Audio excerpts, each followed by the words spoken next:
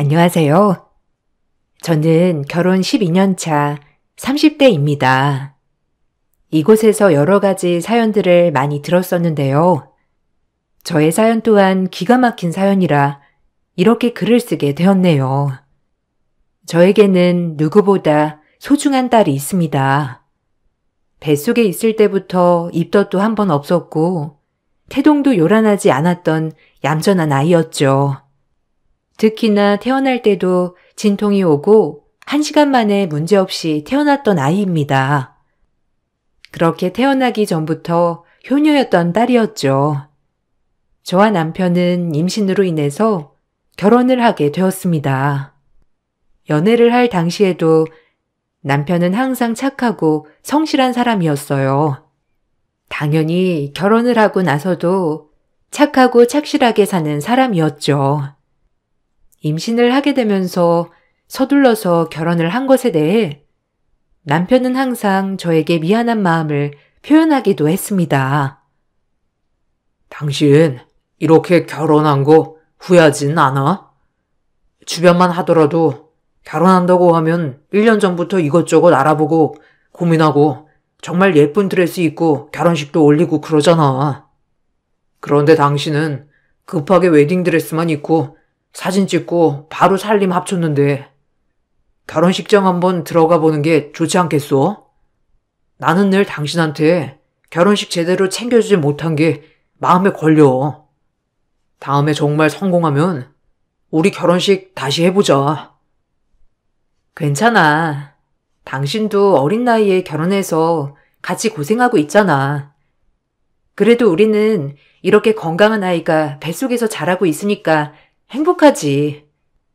사실 아이 때문에 결혼한 거 아니냐는 말도 많이 있지만 나는 당신이라서 결혼 결심한 거야. 당신만큼 주변에 착실하고 착한 사람을 본 적이 없어. 당신이니까 이렇게 성실하게 잘 일을 할 수 있는 것 같아서 그래서 고마워. 솔직히 하루 종일 일해야 하는데 나보다 더 힘들지. 고마워 당신. 내가 힘들 거라고 말해주니까 정말 고마워. 앞으로는 당신이랑 우리 아이를 위해서 살게. 내가 좀 더 노력하면 우리 상황도 많이 풀릴 거야. 지금은 힘든 시기지만 계속 노력하다 보면 좋은 시기가 얼른 오겠지. 그러니까 당신도 조금만 견뎌줘. 내가 정말 많이 노력해서 더 나은 생활할 수 있게 해줄게. 알았지? 남편은 항상 저에게 미안해했지만 생활비를 버느라 힘들게 일을 하고 온 날에도 항상 남편은 튼살 크림을 발라주면서 저를 신경 써 주었습니다. 이런 다정함이 오래 있었다면 좋았겠지만 남편의 태도는 순식간에 바뀌고 말았습니다. 바로 남편이 지인과 가게를 오픈한 날로부터였어요. 남편은 아이의 출산이 다가오자 좀 더 많은 생활비를 벌기 위해서 지인과 함께 가게를 오픈하게 되었습니다. 가게 초반에는 정말 장사가 잘 되어서 발 디딜 틈도 없었죠. 남편은 평소에 벌던 돈보다 몇 배는 더 벌어서 정말 기뻐했습니다. 그렇지만 몸도 바쁘고 힘들었던 시기였죠. 저는 집에 오자마자 쓰러져 잠에 드는 남편을 보면서 정말 안쓰러웠어요. 그렇다고 해서 임신을 한 몸으로 제대로 된 일을 구하기는 쉽지 않았죠. 그렇게 출산일을 기다리고 있었는데 조금씩 남편의 가게 상황이 나빠지기 시작했습니다. 그러다 같이 동업을 했던 지인이 가게를 팔아버리고 잠적하는 사건이 발생하게 되었어요. 남편은 지인 말만 믿고 시작을 했다가 결국 뒤통수를 맞고 모든 걸 날리게 되는 상황이 발생하였습니다.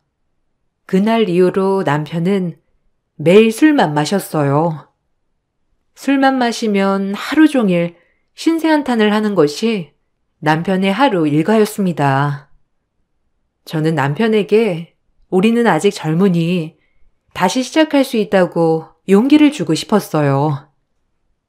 당신, 이제 술 좀 그만 마셔. 계속 이렇게 마시다가는 큰일 나겠어. 당신 힘든 거 알아. 당신이 이러고 싶어서 그러는 거 아닌 것도 알아. 그렇지만 계속 그렇게 술만 마시고 시간만 보내다 보면 당신 다시 일어날 수 있는 기회도 놓칠 수밖에 없어. 이제는 그만할 때가 된 것 같아. 매일매일 술 마시는 것도 이제 그만하고 이제는 정신 좀 차리자. 이제 조금 있으면 아이가 태어났는데 어쩌려고 그래. 뭐? 네가 뭘 알아? 네가 사기를 당해봤어? 아니면 모든 걸 다 잃어봤어? 네가 뭘 알아서 나보고 그만하라고 하는 거야? 난 잘 살려고 한 죄밖에 없어. 내가 지금 상황이 얼마나 어이없고 화가 나는지 알아? 결국 다 너 때문이야. 너만 아니었으면 내가 그 고생을 하면서 가게도 오픈하지 않았을 건데. 네가 임신하고 그래서 내가 지금 이 모양이 된 거라고. 당신 그거 진심이야? 지금 진심으로 그런 말을 하는 거야? 당신 진심 아닌 거 알고 있어. 힘들면 힘들다고 얘기를 하고 털어내야지. 그렇게 술만 마시고 나한테 상처 주면 당신 마음이 편해? 아무리 말을 해도 당신이 정신 못 차리면 소용없는 거 알고 있어. 그렇지만 이제 곧 태어날 우리 아이도 좀 생각해야지. 이제 그만 정신 차리라고. 얼마 후면 출산을 해야 하는 상황인데 아무것도 준비하지 않고 생활비도 벌어오지 않는 남편이 저는 답답했어요. 아무리 얘기를 해도 제 말은 듣지 않은 채 자신이 왜 이런 일을 당해야 하는지 속상해했을 뿐 다시 일어날 생각은 전혀 하지 않았죠. 매일 술에 취해 자고 일어나서 다시 술을 마시는 것을 반복했습니다. 이런 상황에서 저는 도움을 청할 곳이 시댁밖에 없었습니다. 어머님, 어떻게 해야 할지 모르겠어요. 찬우 씨는 정신없이 매일 술만 마시고 있고 아무리 달래고 화를 내봐도 제 말은 하나도 듣지 않아요. 물론 지금 힘든 시기라는 건 알고 있지만 그렇다고 해서 지금 상황을 마냥 손 놓고 있을 순 없잖아요. 제가 얘기를 해봐도 안 되니 어머님께서 한번 말씀해 주시면 안 될까요? 이제 곧 출산인데 너무 걱정돼요.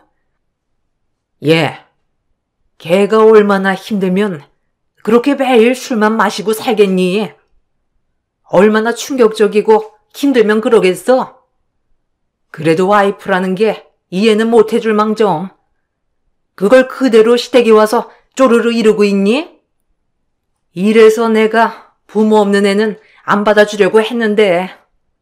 어쨌든 지금 당장 걔는 충격 속에 있는데 내가 아무리 말을 해봐도 듣기라도 하겠어? 그냥 언젠가 다시 돌아올 거라고 생각하고 기다리는 수밖에 없지. 어머님, 어떻게 기다려요? 당장 아이가 나와도 이상하지 않은 상황인데 생활비도 하나도 가지고 오지 않고 빚은 빚대로 쌓여만 가고 있는데 어떻게 해야 할지 저도 모르겠어요. 이렇게 배가 나온 상태에서 할 수 있는 일도 없고요. 아니면 어머님, 저희 조금만 도와주시면 안 될까요? 아이 낳고 나서 제가 일을 해서 다시 다 갚을게요. 넌 나한테 돈 맡겨놨니? 어떻게 뻔뻔하게 도와달라는 얘기를 하고 있어? 남편이 안 벌면 네가 나가서 벌어야지. 그럼 남편이 저러고 있을 때 돈만 벌어오라고 타박하는 게 정상이라고 생각해? 아주 그냥 너희는 늘 제멋대로구나. 됐다. 너희들이 만든 일이니 해결도 너희들끼리 해라. 시댁에서는 제가 아무리 도움을 요청해도 거절했습니다.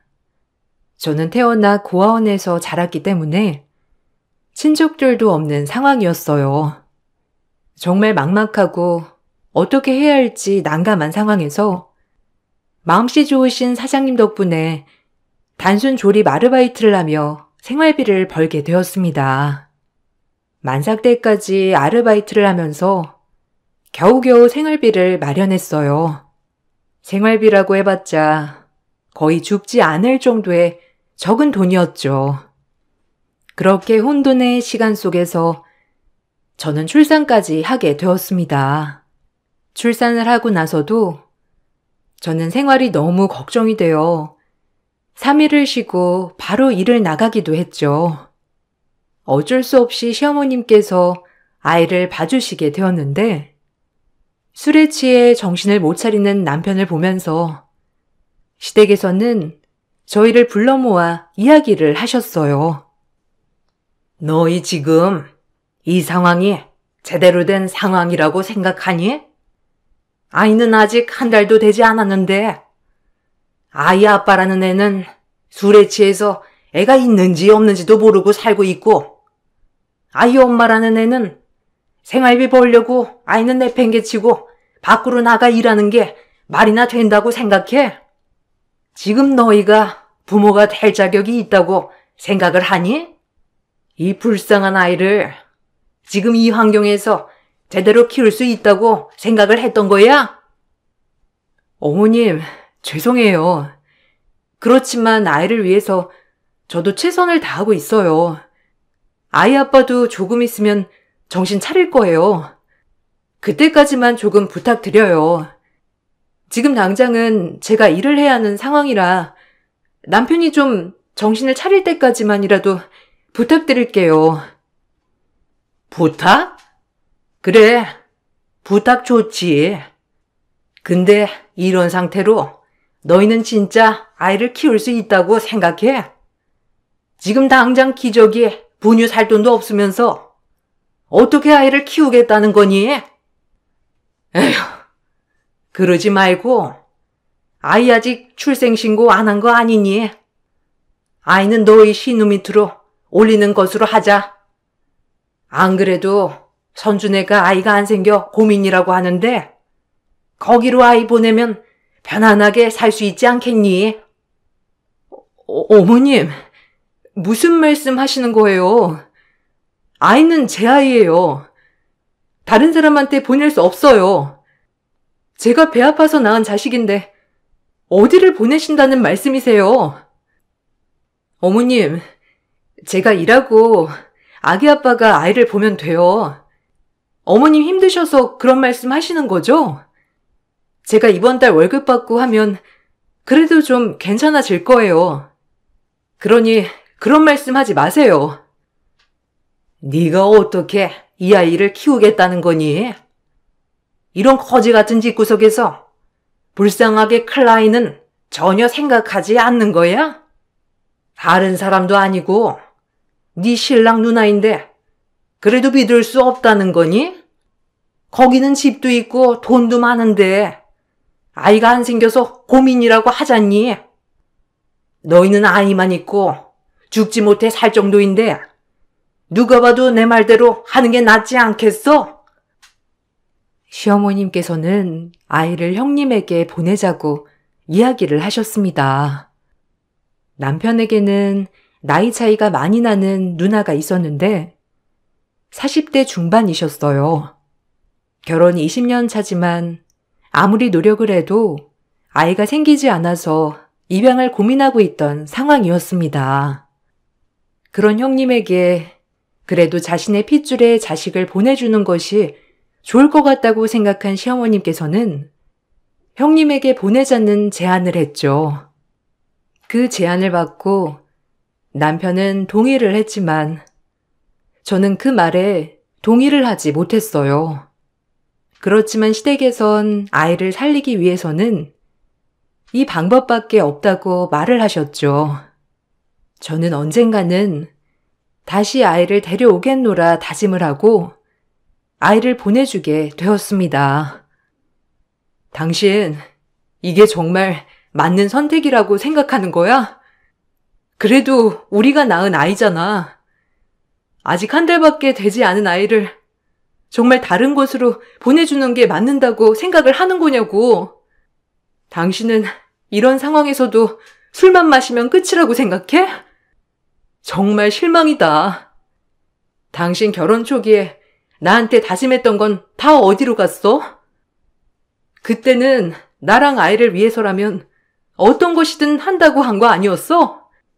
그 약속은 다 어디로 가고 한 달도 안 된 아이를 다른 곳으로 보낸다고 해. 그럼 어떻게 할 건데? 우리는 지금 하루 먹고 살기도 바쁜데 어떻게 아이를 케어할 수 있어? 매번 엄마한테 와서 애 봐달라고 할 거야? 아니면 당신이 일 안 하고 쉬면서 아이 볼 거야? 나는 나 혼자 아이 못 봐. 그리고 내 삶도 정신없어 죽겠는데 어떻게 저 어린아이를 책임질 수 있어? 내 인생도 내가 제대로 책임지지 못하고 있는데 어떻게 책임질 거냐고? 아무리 그래도 그렇지. 어떻게 우리 아이를 보낼 생각을 해? 당신 말처럼 지금 당장 우리 아이 데리고 올 수 없지만 나 정말 앞으로 열심히 일해서 우리 아이 데리고 올 거야. 더 늦기 전에 아이 데리고 와서 살 거라고. 그러니까 당신도 정신 차려. 아이가 형님 댁으로 가고 나서는 저는 하루도 편하게 잠을 잤던 적이 없었어요. 그나마 이후에 형님 댁에서 아이를 위해서 좋은 옷을 사주었다거나 장난감을 사준다는 이야기가 들려올 때마다 그래도 함께하는 것보다 좋은 곳에 보내줬던 것이 더 나은 선택일까 생각을 하게 되었죠. 아이가 간 후에도 남편은 여전히 정신을 차리지 않고 그대로였고 저는 힘들게 생계를 이어나가고 있었어요. 하루하루가 버티기 힘든 상황이었지만 그럼에도 불구하고 저를 버티게 해주었던 것은 형님 댁으로 보낸 아이를 다시 데리고 오기 위해서였습니다. 그렇게 1년여의 시간이 흐르고 어느 날 갑자기 형님께서 연락을 해 오셨어요. 올케, 잘 지내고 있지? 오랜만에 이렇게 연락하네. 안 그래도 올케한테 얘기할 게 있어서 이렇게 연락했어. 사실 우리 아이 말이야. 얼마 전에 사고로 세상을 떠났어. 그때 올케한테 연락을 해야 할까 고민을 정말 많이 했는데 괜히 얘기를 했다가 올케가 더 속상해하고 힘들어하지 않을까 싶어서 이렇게 지금이라도 말하는 거야. 네? 형님, 갑자기 이게 무슨 소리예요? 아이가 떠나다니요? 아니 갑자기 어떻게 그렇게 될 수가 있어요? 아직 돌밖에 지나지 않았을 텐데 어떻게 하다가 사고가 났어요? 형님, 거짓말 하시는 거 아니시죠? 아니 어떻게 아이 장례가 있었는데 지금에서야 얘기를 하실 수 있으세요? 그때는 아무 말도 안 하시다가 어떻게 지금 와서 그런 말을 하시냐고요? 올케가 지금처럼 충격받을까봐 나는 아무것도 말하지 못했어. 아이 유골은 화장해서 아버지 산소 주변으로 잘 뿌려놓았으니까 걱정하지 마. 나도 이렇게 될 줄 생각도 못했어. 그래도 올케가 친엄마니까 알아야 할 것 같아서 이렇게 전하는 거야. 어느 날 아이가 갑자기 사고로 세상을 뜨게 되었다는 소식을 듣게 되었죠. 이미 장례는 모두 마친 상황이었고 형님께서는 그래도 뒤늦게나마 저에게 연락을 해오셨어요. 저는 그렇게 아이의 마지막도 보지 못한 채 이별을 하게 되었습니다. 저는 저의 삶에 희망을 잃게 되었어요. 그 후로는 정말 어떻게 시간이 지나갔는지도 모를 정도로 빠르게 세월이 흘렀던 것 같아요. 저와 남편은 그날 이후로 서로에게 관심도 크게 두지 않은 채로 살아가게 되었죠. 말 그대로 서류 정리만 하지 않았을 뿐이지 거의 남이나 다름이 없는 상태였습니다. 시댁에서도 더 이상 저희에게 관심을 두지 않았어요. 결혼을 하고 나서 10년이 지났지만 아이를 보낸 후로 저와 남편 사이에는 아이가 생기지 않았습니다. 저도 굳이 아이를 갖고자 노력하진 않았지만 남편도 아이에 대해서 언급하지 않았죠. 남편은 현장직으로 일을 시작했고 한번 공사가 시작되면 몇 달 동안 집을 비웠어요. 남편은 일을 시작하면서 그때 당시에 자신의 행동에 대해서 반성하기 시작했죠. 당신, 내가 요즘 일을 다니면서 느낀 건데 정말 열심히 사는 사람들이 많더라고. 그때 당시는 내가 사기만 당하면 인생이 다 끝난 줄 알았거든. 근데 그게 아니었어. 내 인생이 끝난 게 아니라 그냥 그런 일이 있었던 것 뿐이었는데 나는 왜 그때 정신 차리지도 못하고 매일 술만 마시면서 세월을 보냈는지 정말 모르겠어. 다시 돌아간다면 당신과 아이를 위해서 더 열심히 살 수 있을 것 같은데. 갑자기 왜 그런 소리를 해? 이미 10년이나 지난 일이야. 이제 와서 후회해서 뭘 하겠어. 그때 지금의 생각을 가지고 있다면 좋았겠지만 그렇다고 지금 시간을 되돌릴 수도 없는 노릇이고 어쩔 수 없는 거지. 그래도 조금 더 빨리 이걸 알았다면 좋았을 걸 생각이 들긴 하네. 우리 그때 정말 힘들었잖아. 그때 힘든 것들 때문에 지금까지도 이렇게 힘들어하는 거고. 그래서 말인데 나 그때 내가 너무 후회가 돼. 지금까지 잘못된 행동했던 거 당신한테 사과하고 싶어. 평생 당신을 위해서 살게. 당신한테 내가 정말 못된 짓을 한 것 같아서 너무 미안해.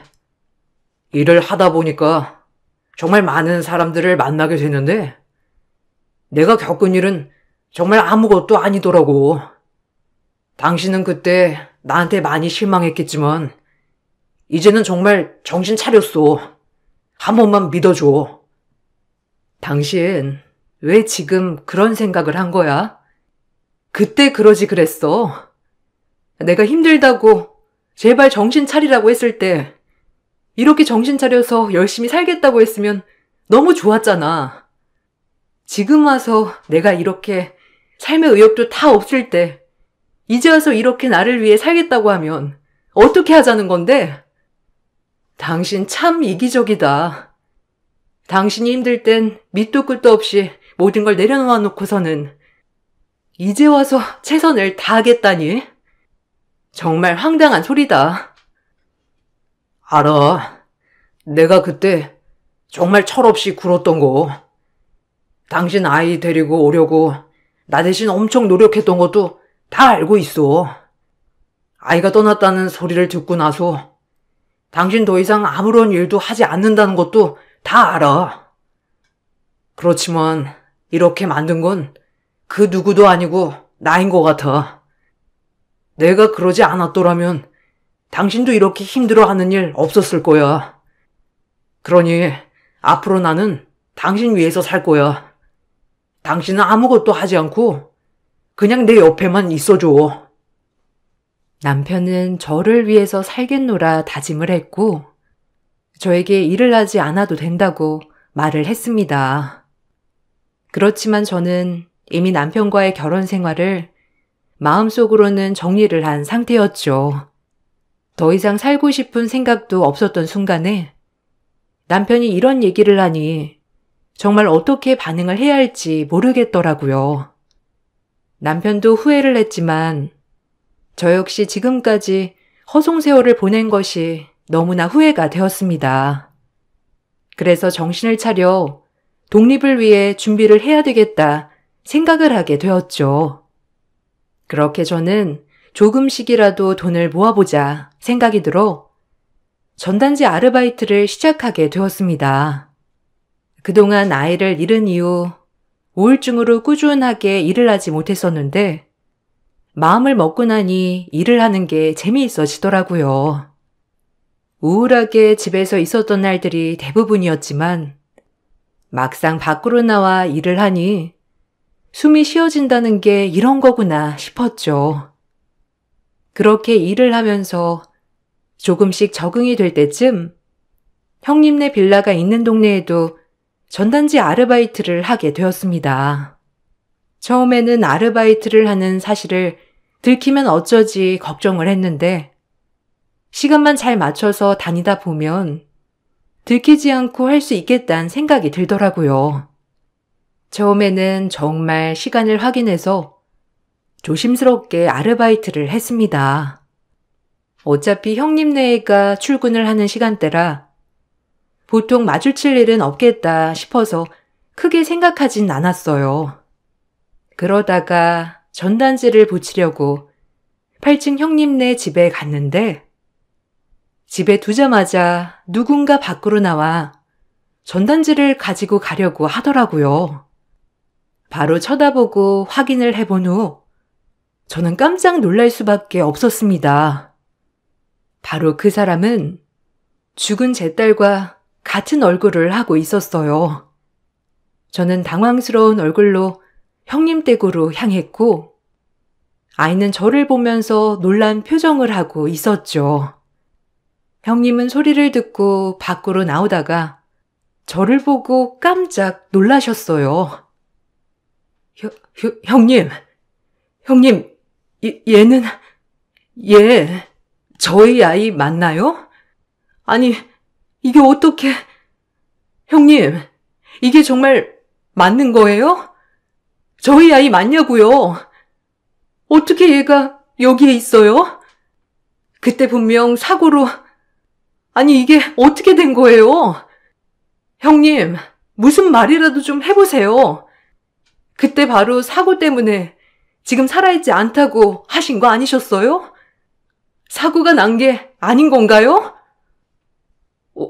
옳게, 그게 아니고 오해한 거야.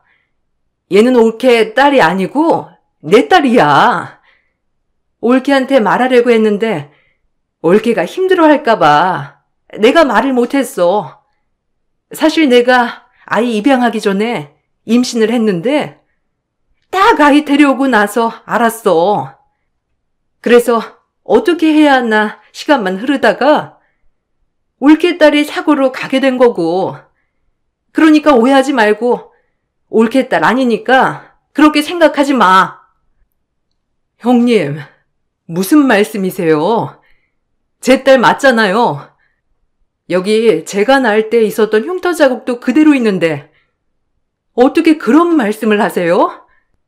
팔에 난 점도 위치가 같은데 어떻게 아니라고 하시냐고요? 그럼 제 딸이 죽은 게 아니었다는 거네요? 형님, 무슨 말이라도 좀 해보세요. 아니라고만 하지 마시고 형님 어떻게 이렇게 하실 수가 있으세요? 형님은 저의 말에 당황스러워하면서 딸의 애를 데리고 들어가 버렸습니다. 저는 정신을 놓고 문을 두드리며 형님이 나오기만을 기다렸죠. 그렇지만 형님은 나오지 않았고 얼마 뒤 출동한 경찰에 의해서 저는 밖으로 나가야만 했습니다. 그렇지만 저는 본능적으로 그 아이가 제 딸이라는 사실을 확신했어요. 태어나면서 가지고 있었던 점 위치나 여러 가지를 따져봤을 때 딸이라고 확신하게 되었습니다. 그래서 저는 남편에게 바로 얘기했죠. 그런데 남편은 제가 착각을 한 것이라고 말을 하더라고요. 나 사실 요즘 전단지 아르바이트를 하고 있어. 당신 일하고 있을 때마다 나는 전단지 아르바이트를 하면서 돈 벌었어. 근데 오늘 형님 사시는 빌라에 전단지 아르바이트를 하러 갔는데 형님 집에서 우리 딸이 나오더라고. 누가 봐도 우리 딸이었어. 형님은 절대 아니라면서 자신이 낳은 딸이라고 하는데 형님한테 딸이 있다는 소식은 못 들었잖아. 뭔가 잘못된 게 분명해. 당신, 일단 진정해. 뭔가 착각한 건 아니고 확실한 거야? 당신도 뭐 딸아이에 대한 그리움 때문에 그렇게 생각을 하고 있는 거 아니냐고. 이렇게 무작정 말하는 것보다 확실하게 하는 게 나아. 당신이 딸이라고 주장을 해도 누나가 본인 딸이라고 하면 어떻게 증명을 할 건데? 하긴 좀 이상했어. 사고가 났다고 했는데 장례도 말 안 해주고 유골도 다 뿌려버렸다고 했잖아. 당신도 그렇게 생각하지? 뭔가 수상한 것 같아. 그때도 갑자기 사고로 아이가 세상을 떠났다고 했을 때 믿기지 않았거든. 형님은 딸을 지금까지 키우고 계셨던 건가 봐. 어린아이들은 장례를 크게 치르지 않는다고 하길래 그대로 믿었는데 아이가 정말 살아있는 걸까? 결국 우리는 친자 확인 소송을 했습니다. 형님에게는 딸뿐만 아니라 2살 터울의 남자아이가 있었어요. 딸이 사고로 세상을 뜨기 전에 임신을 하면서 낳은 아이였는데 그 아이가 남자아이라는 사실은 알고 있었거든요. 그런데 갑자기 딸도 있다고 하니 더욱 의심스러웠죠. 친자 확인 소송이 진행되자 형님은 어느 날 갑자기 연락을 해왔습니다. 올케, 오랜만이야. 저번엔 내가 경황이 없어서 올케한테 제대로 설명도 못했어. 이번에 친자 확인 소송 진행했다는 거 들었어. 나도 이번 기회로 어떻게 해야 할까 많이 고민을 했는데 사실 털어놓는 게 좋을 것 같아서. 사실 올케 딸 맞아. 그때 사고 있었던 일 아니야. 엄마가 올케가 돈 벌면 어떻게든 아이 데리고 올 거라고 하는 소리를 듣고 내가 겁이 나서 거짓말했어. 미안해. 형님, 미안하다고 하면 지금까지 세월이 다 보상되나요? 어쩌자고 그런 거짓말을 하셨어요? 저희는 그때 이후로 고통 속에서 살았어요. 형님이 하신 거짓말 때문에 저희는 세상 떠난 딸아이에 평생 그리워하면서 살았다고요. 남편에 대한 원망도 하고 딸아이를 지키지 못했다는 저를 자책하면서 살았는데 어떻게 지금까지 한마디도 안 할 수 있어요? 미안해, 올케. 그렇지만 나는 정말 내 딸이라고 생각을 해. 그래서 처음에는 정말 아이가 떠날까봐 너무 두려웠어. 그런데 막상 내 아이를 낳고 나니 아이를 친부모에게 보내주는 게 나을 수도 있겠다 생각이 들더라고. 근데 이미 장례까지 다 한 상태라고 말했는데 어떻게 다시 번복해야 할까 걱정이 앞섰어. 그래서 지금까지 말하지 못했던 거야. 그런 변명이 어디 있나요? 도대체 그런 변명을 하는 이유가 뭐예요? 형님, 저는 형님이 하신 말씀 그대로 다 믿었어요. 근데 정말 이렇게 끔찍한 거짓말을 했다니 형님 진짜 벌 받으실 거예요. 전화를 해온 형님의 말로는 자신에게 온 딸을 다시 데리고 갈까봐 두려운 마음에 거짓말을 한 것이라 얘기를 했어요. 그렇지만 소송을 진행하면서 밝혀진 것은 더욱 충격적이었습니다. 아이는 생각보다 제대로 돌봄을 받지 못한 상황이었어요. 저와 만났을 때에도 또래에 비해 제대로 말을 하지 못하면서 그늘져 보였고 눈치를 많이 보고 있더라고요. 그런 아이의 모습에 저는 너무나도 마음이 아프고 화가 났습니다. 그동안 이런 사실을 까맣게 모르고 있었다는 것에 저는 분노할 수밖에 없었습니다.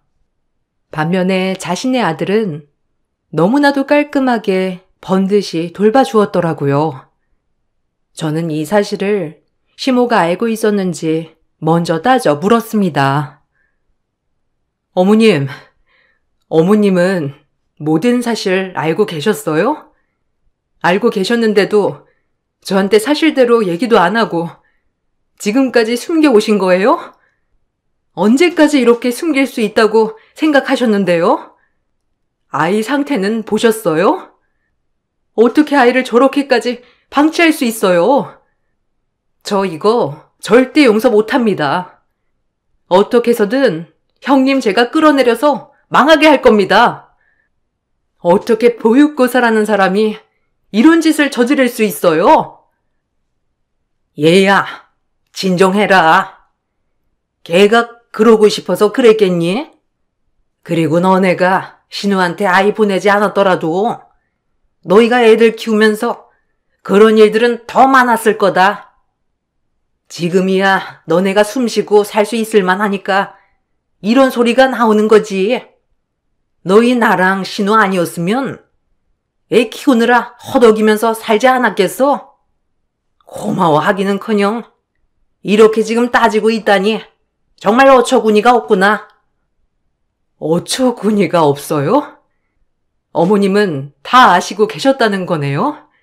한번 두고 보세요. 제가 어떻게까지 하는지, 잃어버린 10년을 어떻게 되갚음하는지 한번 보시라고요. 나중에 잘못했다고 싹싹 빌어도 절대 받아주지 않을 겁니다. 저는 형님 부부를 신고했고 손해배상도 청구했어요. 저와 남편의 진술로 그동안 아이가 사망한 줄만 알았다고 주장했습니다. 시댁 동네에도 찾아가 낮이고 밤이고 그 앞에서 그들이 한 얘기를 소리 지르며 동네 사람들에게 알렸죠. 결국 형님은 다니고 있던 어린이집을 그만두어야 했고 시모는 주변 사람들의 눈살에 시골로 쫓겨가듯 이사를 가야만 했습니다. 그리고 신고를 했던 것은 생각보다 사안이 심각해 징역까지도 나올 수 있었죠. 결국 형님은 저에게 미안하다며 연락이 왔습니다. 옳게, 내가 이렇게 교도소 가버리고 나면 우리 정훈이 어떻게 살라고 그러는 거야. 내가 정말 잘못했어. 그런데 나는 단순히 미워서 그런 게 아니고 심부름을 잘 못하거나 그럴 때 혼낸 거야. 옳게는 아이 키워보지 않아서 잘 모르겠지만 아이를 키우다 보면 속 터지는 일들이 제법 많아. 그러다 보면 나도 모르게 감정이 앞설 수도 있다고. 그 어린아이에게 무슨 짓을 한 건지 알긴 아세요? 더군다나 아이들을 돌보는 일을 업으로 하는 형님이 그랬다는 게 말이나 되는 소리입니까? 저희 아이가 그동안 당신 애들한테 당한 거 생각하면 당장 물속에 당신들 다 집어넣어도 모자랄 판국인데 그럴 수 있다니. 아이를 키우다 보면 그럴 수 있다는 게 말이나 돼? 그럴 수 있는 건 없어. 당신네들은 당신네 자식도 이렇게 키웠어? 이거 봐. 옳게는 아이 안 키워봐서 내 말 전혀 이해를 못하잖아. 아이를 키우다 보면 저절로 그렇게 된다니까. 그러니까 제발 우리 합의 좀 해줘. 내가 이 은혜 평생 잊지 않고 갚을게. 그러니까 이번 한 번만 용서해 주라. 내가 그래도 10년 동안 너희 아이 잘 키워줬잖아. 내가 너희 힘들 때 아이 걷어준 거잖아. 뻔뻔해도 유분수지. 어떤 게 잘 키워줬다는 거야? 아이에게 온갖 상처 줘놓고서는 이게 잘 키워줬다는 건가? 아, 그러면 당신네들 없는 동안에는 내가 당신네 아들 키우면 되겠네. 그럼 되겠지? 당신네가 한 대로 똑같이 당신 아들한테 내가 해줄게. 당신이 얘기했지? 애들 키우다 보면 그럴 수 있는 거라고. 당신네 아이 일이 되어도 그런 말이 나올지 궁금하네. 옳게. 내가 미안해. 잘못했어. 그런 말이 아니라 제발 내가 없더라도 우리 아이는 잘 지켜줘. 우리 아이 제발 차별하지 말고 아끼면서 잘 지켜줘. 부탁할게. 글쎄요. 저도 아이 키워봐야 알겠네요. 제 아이랑 형님 아이 같이 키워야 하는데 형님은 먼저 해보셨으니 어떤 마음으로 아이 대하셨는지 아시겠네요. 아마 저나 형님이나 똑같으니까 크게 다를 바 없지 않겠어요? 형님은 징역형까지 받을 수 있는 상황이었기 때문에 바로 저에게 연락을 해와 선처를 구하였습니다. 그렇지만 저는 절대로 용서해 줄 수 없다고 말했죠. 그렇게 형님네에는 결국 처벌을 받게 되었습니다. 딸아이는 다시 저희의 곁으로 돌아오게 되었어요. 형님네가 징역형을 받고 나서 아들은 시모가 데리고 가 키우고 있다고 하더라고요. 남편은 그날 이후로 시댁과의 모든 연을 끊었습니다. 애초에 저희에게 별 관심이 없으셨었기 때문에 크게 달라질 것은 없었어요. 그렇지만 딸아이가 살아서 다시 가정에 돌아온다는 건 새로운 시작이 되었습니다. 서류상 호적을 정리하는 것이 생각보다 쉽지 않은 일이었지만 저는 딸이 살아서 온 것만으로도 기뻤네요. 그동안 힘들게 자란 아이를 보면서 매번 미안함과 고마움을 느끼고 있습니다. 잘 버텨준 고마움과 10년의 시간 동안 충분히 알 수 있었음에도 불구하고 알지 못했던 미안함이 공존하고 있죠. 아이와 잘 지낼 수 있을까 걱정이 많았지만 요즘 정말 잘 지내고 있습니다. 남편이 집으로 올 때면 셋이서 함께 식사를 하곤 하는데 여러 고민들이 순식간에 사라질 정도로 행복을 느끼고 있네요. 우여곡절 끝에 저희 세 식구 함께하게 되었습니다. 가족이라는 게 참 서로의 존재만으로도 힘이 되는 것 같네요. 저의 긴 이야기를 들어주셔서 감사합니다. 여러분들에게도 소중한 가족들과 행복한 시간들이 많아지시길 기원하겠습니다. 안녕하세요. 저는 30대 초반 여자입니다. 얼마 전에 상견례를 하다가 예비 시댁과 저희 아빠와의 관계에 대해 알게 되면서 사람의 본성은 절대 변하지 않는다는 걸 이번 일을 통해 확실하게 알 수 있었네요. 저희 부모님께선 예비 사위를 마음에 들어 하셨고 결혼에 대해 긍정적으로 생각을 하고 계셨습니다. 그래서 무난하게 결혼식이 진행될 줄 알았는데 제가 예비 시댁에 인사를 드리러 가게 되면서 머릿속이 복잡해지고 말았네요. 시부모님의 행동들 하나하나에 느낌이 별로 좋지 않았어요. 초등학생이라도 알 수 있을 정도로 시댁 집안은 저에게 꽤 많은 걸 바라셨고 그런 말 한마디 한마디가 저를 불편하게 만들고 있었죠. 우리 아들이 며느리감 하나는 잘 데려왔네. 확실히 배운 집안일수록 풍채가 다르다니까. 경아 씨 부모님들께서 사업을 꽤 크게 하고 계신다는 말을 내 아들한테 들었는데 재력이 상당하시다고? 내 아들이 그렇잖아도 경아 씨 집에 다녀왔었잖아. 집이 엄청 좋다고 아주 난리더라. 경아 씨가 우리 집안 며느리가 되면 우리도 신분 상승하는 건가? 내 꿈이 전원주택에서 사는 게 평생 소원이거든. 아파트에서 사는 것도 이젠 너무 지긋지긋하더라고. 더 나이 들기 전에 좋은 공기 마시면서 살고 싶은데 문제가 돈이지 뭐야. 항상 뭐만 하려 해도 돈이 발목을 잡으니 경아 씨가 보는 것처럼 이 모양 이 꼴로 살고 있네. 경아 씨가 우리 집안 식구가 되는 거 우리 집안은 무조건 찬성이거든. 결혼식은 최대한 빠른 시일 내에 치르고 싶은데 언제가 좋을까? 말 나온 김에 이번 주에 상견례 날짜부터 잡자고. 경아 씨 부모님들도 서둘러 결혼식을 올리셨으면 하지. 경아 씨도 나이가 있으니 하루빨리 일정을 잡고 싶으실 거야. 이번 주 주말에 만나는 거 어때? 글쎄요. 저희 부모님께서도 워낙 바쁘셔서 일단 이번 주는 힘들 것 같아요. 다음 달 정도는 돼야 시간이 되실 것 같거든요. 정확한 건 은태 씨 통해서 알려드릴게요. 오빠한테 들어보니까 언니 집에 빈 방이 남아 돈다고 하던데? 그 말이 사실이에요? 얼마나 크길래 방이 남아요? 저도 나중에 놀러 가도 돼요?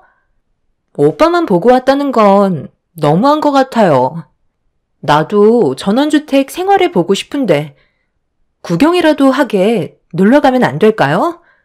어차피 결혼하실 거잖아요. 은태 씨한테 무슨 말을 들으셨는지 모르겠지만 좀 과장된 부분들이 있는 것 같아요. 저희 집안도 남들처럼 평범하고 소박하게 살고 있어요. 시모는 겸손하기까지 하다며 며느리 하나 잘 들어왔다고 저를 상당히 좋아해 주셨습니다. 하지만 저는 기분이 별로 좋지 않았어요. 저희 집안이 엄청난 재력이 있는 집안도 아니고 남들과 똑같은데 그 사람이 너무 가장되게 얘기해서 제가 상당히 난처한 상황이 되고 말았네요. 저희 집안에 대해 많은 걸 알고 싶어 하셨고 제 얼굴을 보자마자 처음부터 끝까지 전부 다 돈에 대해서만 얘기하셨어요. 그러다 보니 오히려 저는 점점 거부감이 들어서 저희 집안에 대해 말을 잘 하지 않게 되었습니다. 그렇게 한참 동안 예비 시댁에 있으면서 느낀 건 저를 며느리로서가 아닌 돈으로 보고 계시는 듯 보였고 머릿속에는 온통 시댁에서 빨리 나오고 싶은 마음뿐이었네요. 제가 난처한 상황인 줄도 모르고 옆에서 예비신랑은 시모의 칭찬에 들떠서는 웃음이 끊이지 않았고 그런 상황을 보는데 그 사람의 그런 모습이 낯설게만 느껴지기 시작했어요. 생각했던 시간보다 늦게 시댁에서 나오게 되었고 저를 배웅해 주겠다며 뒤따라온 그 사람은 옆에서 눈치도 없이 저를 따라오면서 입에 모터를 단 것 마냥 자기 집안 식구들의 칭찬을 계속해서 늘어놓고 있었습니다. 한참 동안 아무 말 없이 앞만 보며 걷고 있다가 도저히 안 되겠다 싶어서 그 사람한테 제가 느끼고 있었던 부분에 대해 설명을 했어요. 그런데 표정이 저를 이해 못하겠다는 얼굴로 바라보고 있더라고요. 내 말이 무슨 뜻인지 못 알아들은 거야? 초면인데 어쩜 그렇게 다들 예의가 없으셔? 집안에 대해 궁금하신 건 물어보는 건 좋다 이거야.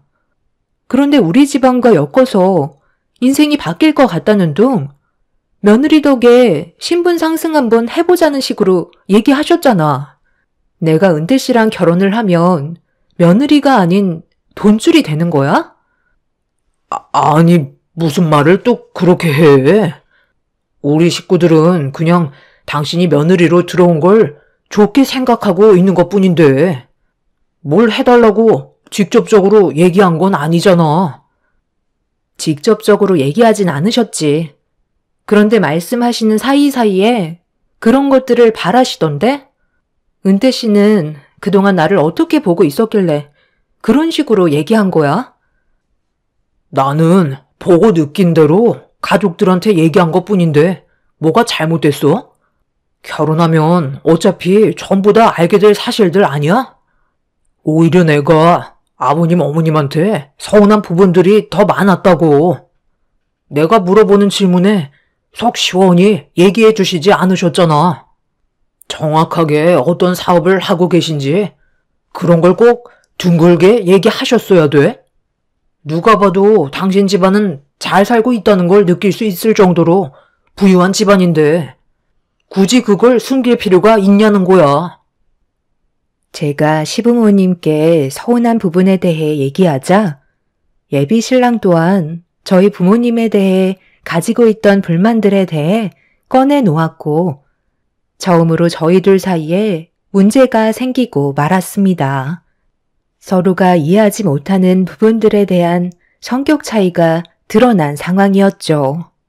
결국 그날 길거리 한복판에서 저희는 서로 언성을 높이며 대화를 주고받았고 저는 결혼에 대해 진지하게 생각해 보는 게 좋겠다고 그 사람 앞에서 등을 보이고 말았네요.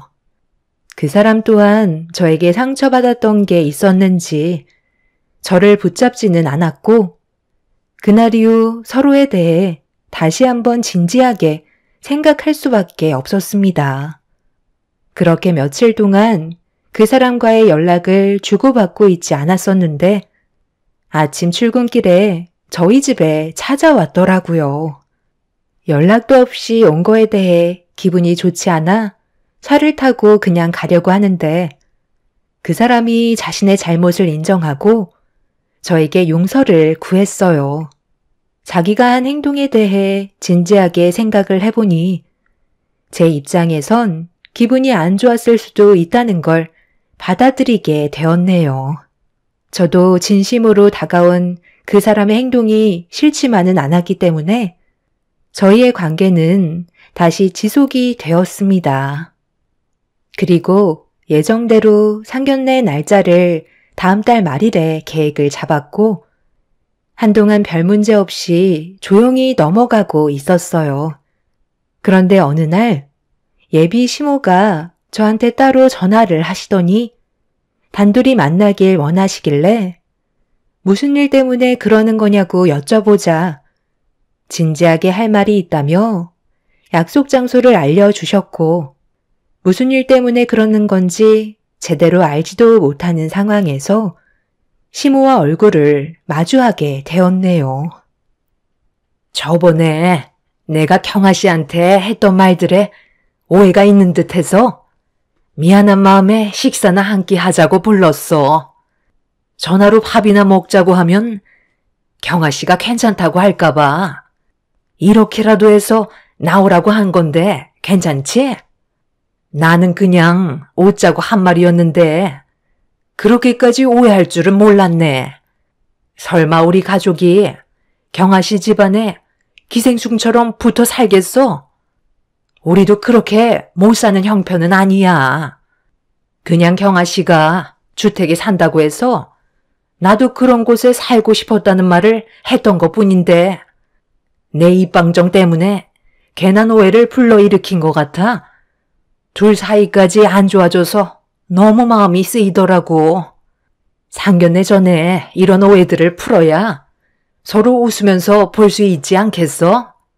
내 아들이 그간 얼마나 마음고생을 많이 했는지 제대로 먹지도 못해서 살도 많이 빠졌다니까. 둘이 있던 오해들은 다 풀었다며? 서로 살다 보면 이런 오해들로 인해 상처받는 일은 정말 많이 발생하거든. 그럴 때는 얼굴 보고 대화하는 게 제일인 것 같더라. 그래서 오늘 이렇게 얼굴 보면서 저녁이나 함께 하자고 했던 거야.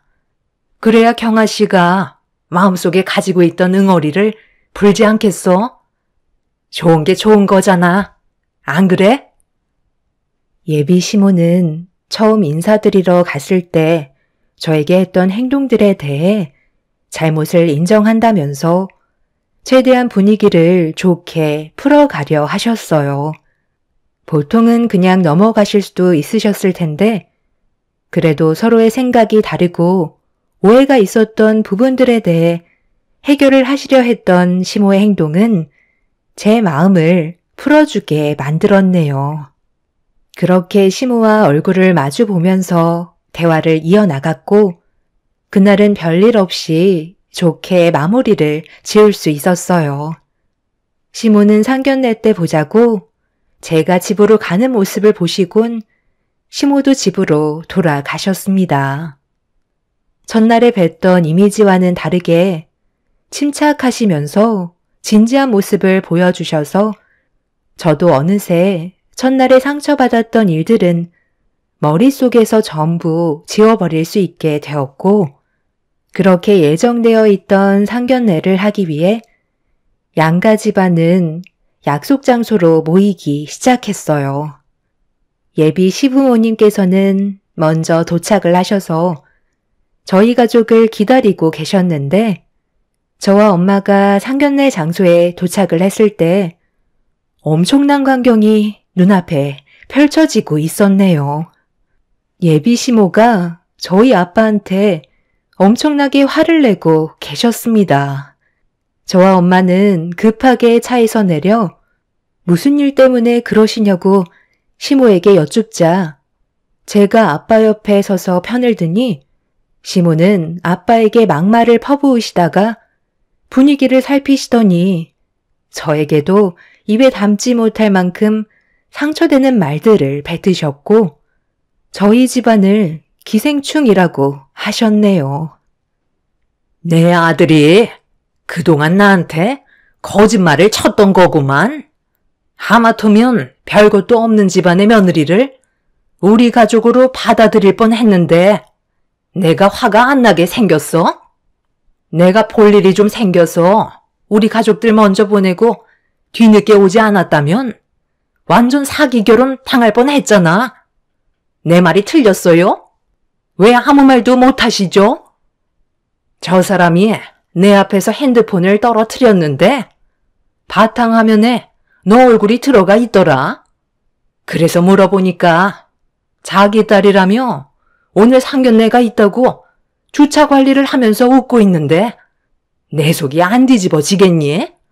내가 다짜고짜 화부터 내고 있으니까 지금까지 아무 말도 하지 않고 그냥 무시하고 있는데 오늘 일은 그냥 못 넘어가겠다.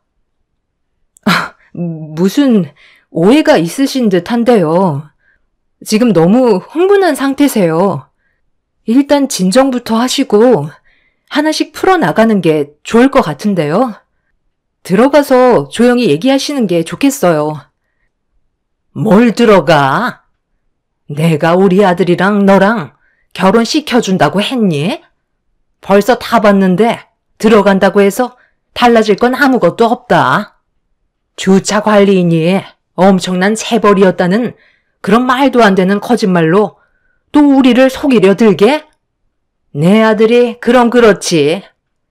눈에 콩깍지가 단단히 씌어서 나한테 좋게 말을 해줬던 것뿐인데 나는 그것도 모르고 너희 집안이 정말 재력이 있는 집안인 줄 알았다.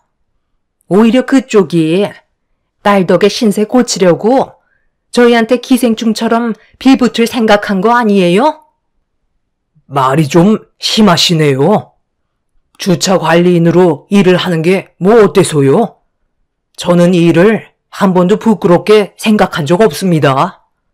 이런 걸로 차별하고 있는 그쪽이 오히려 더 질이 떨어져 보이는걸요. 눈앞에 보이는 게 전부가 아니란 말씀입니다. 사람을 겉모습만으로 판단하지 마세요. 제가 지금까지 살아오면서 이런 취급을 받은 건 또 처음이네요. 오늘 예정되어 있던 상견례는 저도 없었던 일로 하는 게 좋을 것 같습니다. 시작도 하기 전에 벌써 못 볼 꼴을 봤는데 굳이 들어가서 서로 얼굴 맞댈 필요 있겠어요? 경아야, 정말 천만 다행이다. 우리가 저 사람의 진짜 모습을 몰랐다면 앞으로의 삶이 얼마나 힘들었겠니? 저도 정말 할 말이 없네요. 저희 아빠가 주차 관리원으로 일을 하신다고 그걸 가지고 이렇게까지 안 좋은 쪽으로 상황을 몰고 갈 줄은 전혀 몰랐어요. 길 가는 사람 붙잡고 물어봐봐. 주차 관리인으로 일하는 집안과 한 식구로 지낼 수 있는지 물어보라고.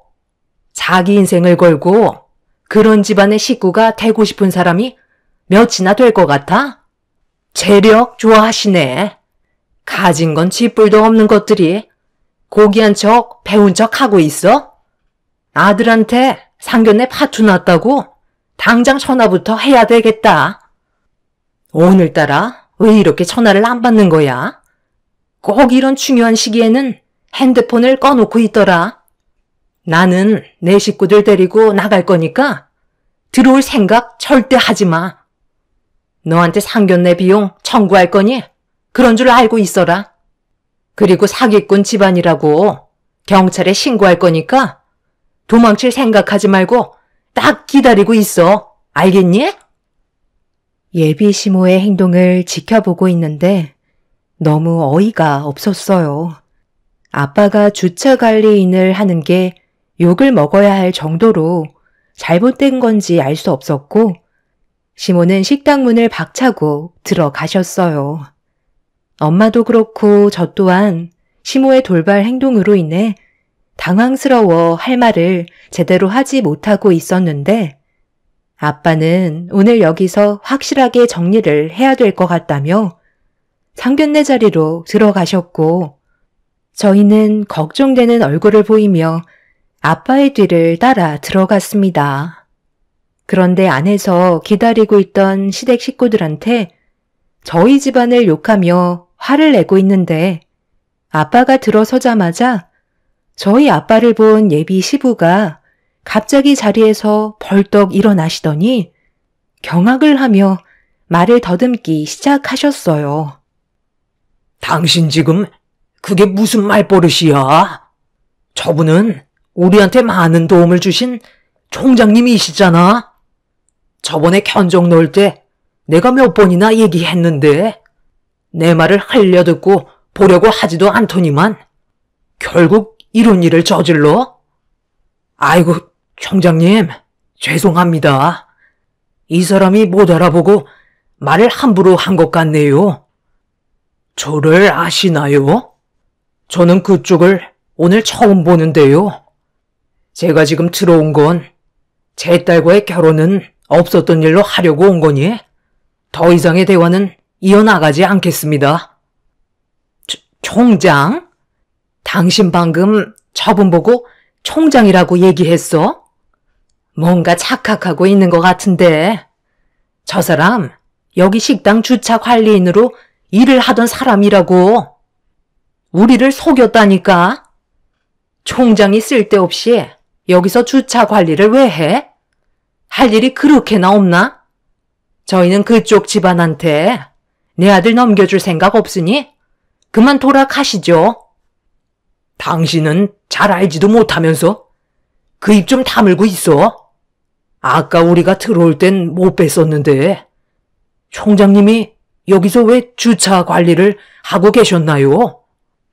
저희 아빠가 왜 여기서 일을 했겠어요? 여기 식당이 저희 부모님께서 운영하시는 식당이에요.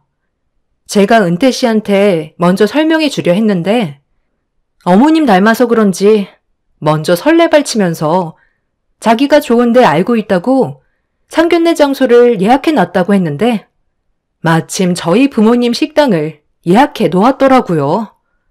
그래서 모두가 한자리에 모여 있을 때 얘기하려 했었는데 한창 점심시간이라 아빠가 바로 들어오지 않으시고 주차 관리를 해주시려 하시다가 지금 이 사태가 벌어지게 된 거예요. 앞뒤 자르시고 무작정 어머님 혼자 판단하셔서 상황을 안 좋게 끌고 가셨잖아요. 저희한테 설명할 기회조차 주지 않으시고 귀를 닫으셨으니 더 이상 무슨 말을 더 하겠어요? 우리가 식재로 납품하고 있는 대학교의 총장으로 계신 분이시잖아. 내가 그래서 저번에 당신 세워두고 얼굴 잘 익히라고 몇 번이나 얘기했어? 총장님, 저희가 못 알아뵈서 상황이 안 좋게 흘러간 것 뿐이니 제발 한 번만 넘어가 주시면 안 될까요? 일로 저희 식재료 납품 거래 계약 파기하시는 건 아니시죠? 제발 목숨만 살려주세요.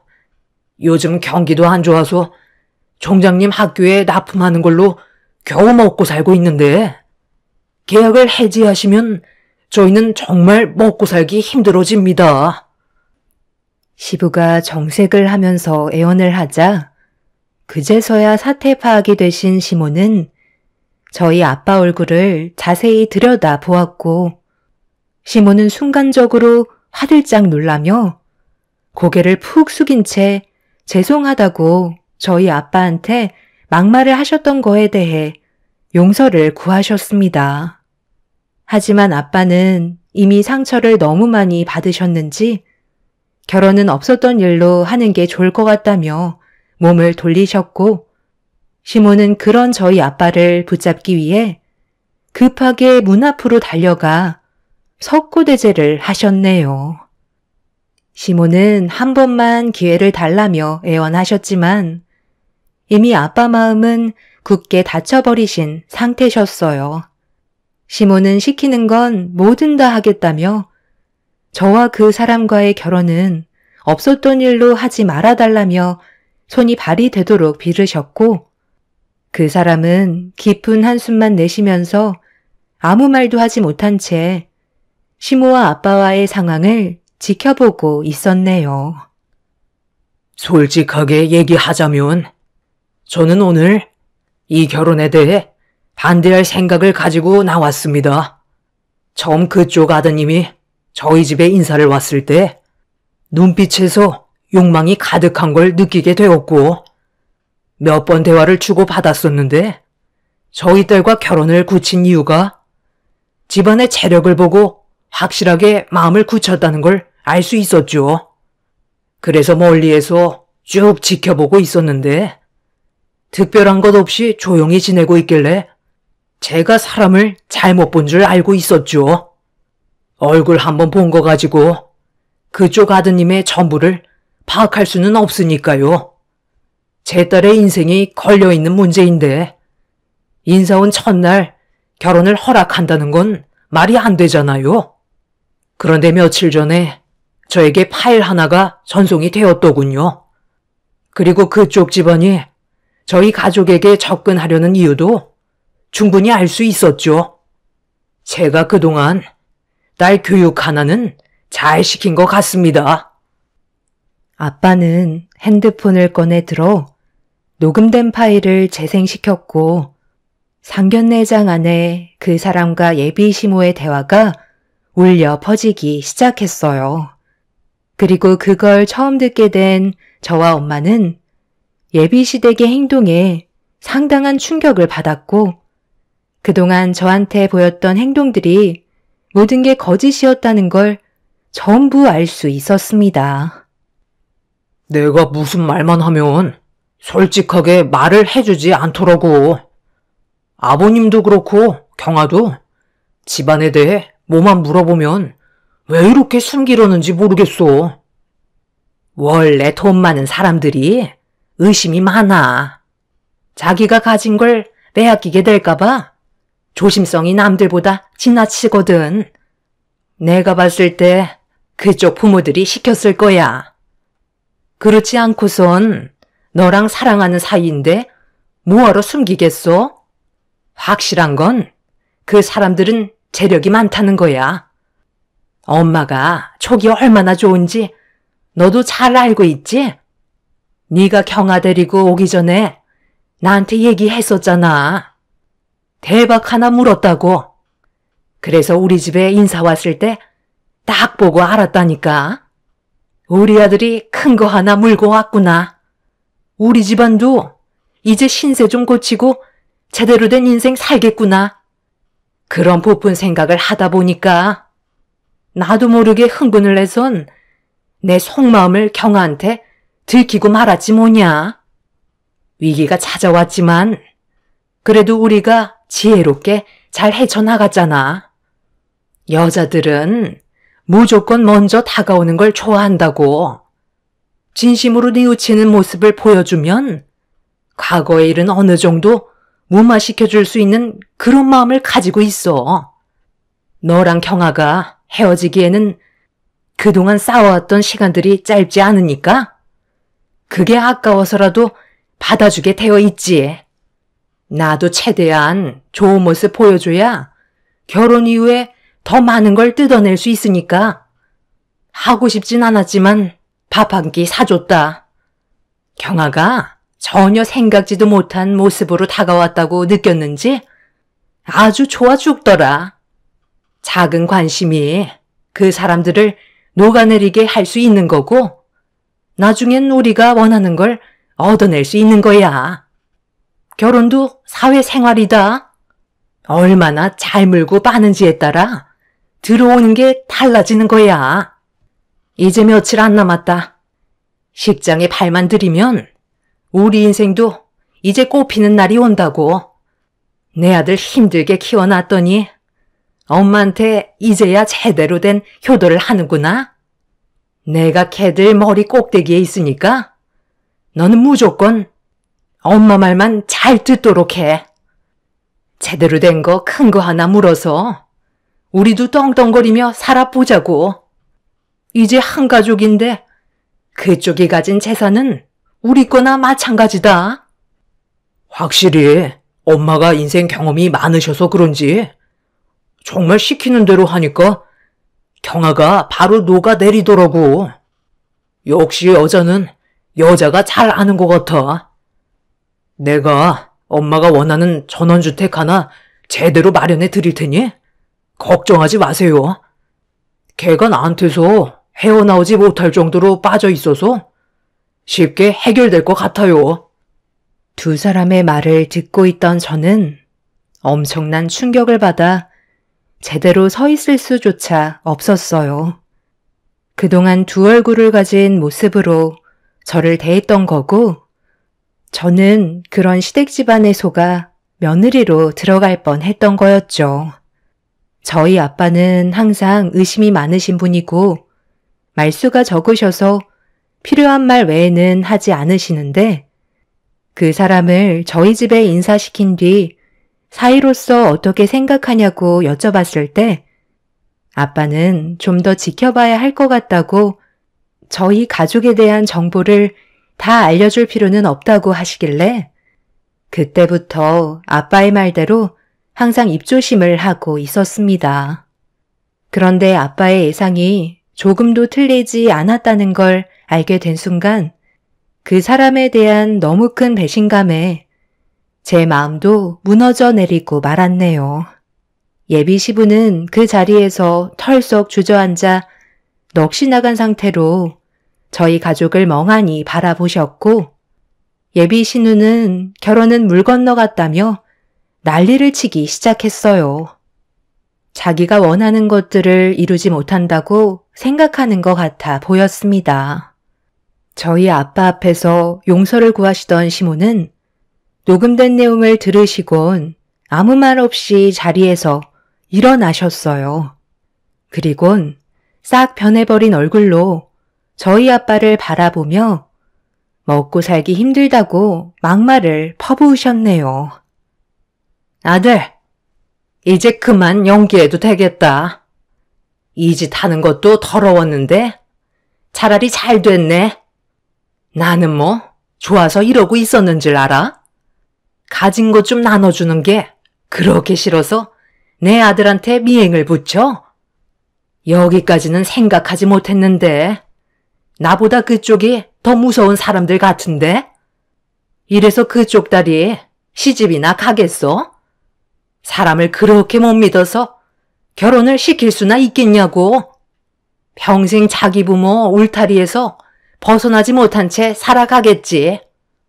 예, 너 이거 하나만 명심해라.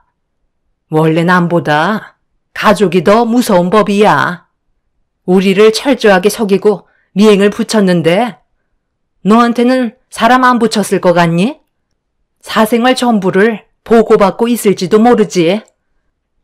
이제 그만하시죠.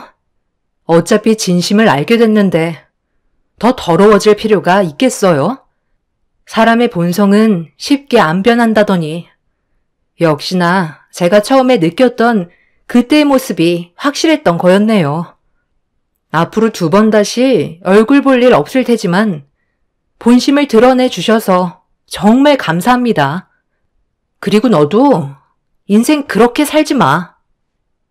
예비 시부였던 분은 저희 아빠한테 매달리며 학교에 들어가는 식재료와 상견례는 별개이니 같이 엮지 말아달라고 부탁을 하셨지만 아빠는 더 이상 아무 말도 하지 않으시고 저와 엄마를 데리고 식당에서 나가셨어요. 아빠가 아니었다면 저는 아무것도 모른 채 그 집안 사람들의 며느리로 들어가 전부 빨리고 있었겠죠. 기생충처럼 들러붙어 안 떨어질 뻔했던 그 사람들을 제거해 주신 아빠한테 너무 감사한 마음입니다. 아빠는 그날 이후 그 집안 사람들이 학교에 납품하는 식재료 업체를 다시 조사를 하셨는데 그동안 학교에 납품했었던 학교 측에서 계약했던 상품의 품질과는 다르게 현저히 질이 떨어지는 식재료들을 들여오고 있었어요. 그 집안 사람들은 최대한의 이윤을 많이 남기기 위해 질 떨어지는 재료들을 학교 측에 넘기고 있었던 게 밝혀졌고 계약 기간 동안 발생된 손해에 대해 소송을 제기함과 동시에 식재료 업체를 다른 곳으로 계약 체결을 하셨습니다. 그 사람들은 한 번만 봐달라며 용서를 구했지만 처음부터 잘못된 방법으로 학교 측을 속여왔었기 때문에 아빠는 그 집안 사람들을 용서해주지 않으셨네요. 그렇게 그 사람들의 잘못된 행동들에 대해 처벌을 하고 모든 인연을 끊어내었으니 더 이상은 저희 가족과 엮이는 일은 없을 것 같네요. 제 사연을 들어주신 분들께서도 항상 가까이에 있는 사람들을 조심하셨으면 좋겠어요. 겉으론 잘해주는 척, 걱정해주는 척 하지만 속으론 어떤 생각을 하고 있을지 모르거든요. 진심인 사람은 통하겠지만 그렇지 않은 사람들은 언젠가 본심이 드러나는 것 같습니다. 언젠가 제게도 좋은 인연 다시 찾아올 거라 믿습니다. 여러분들의 삶은 언제나 좋은 날만 가득하시길 바랍니다. 오늘 하루도 웃음 잃지 않는 행복한 날이 되시길 바랄게요. 감사합니다. 안녕하세요. 저는 50대 초반 여자입니다. 그동안 시댁 집안의 며느리로 살아오면서 많이 느끼고 있었지만 이번에 겪게 된 일은 정말 너무한 것 같아 사연을 신청하게 되었습니다. 시모는 형님의 아들 조카와 제 딸을 항상 비교하면서 안 좋은 시선으로 바라봤어요. 태어날 때부터였으니까 벌써 20년이 훌쩍 넘어버렸죠.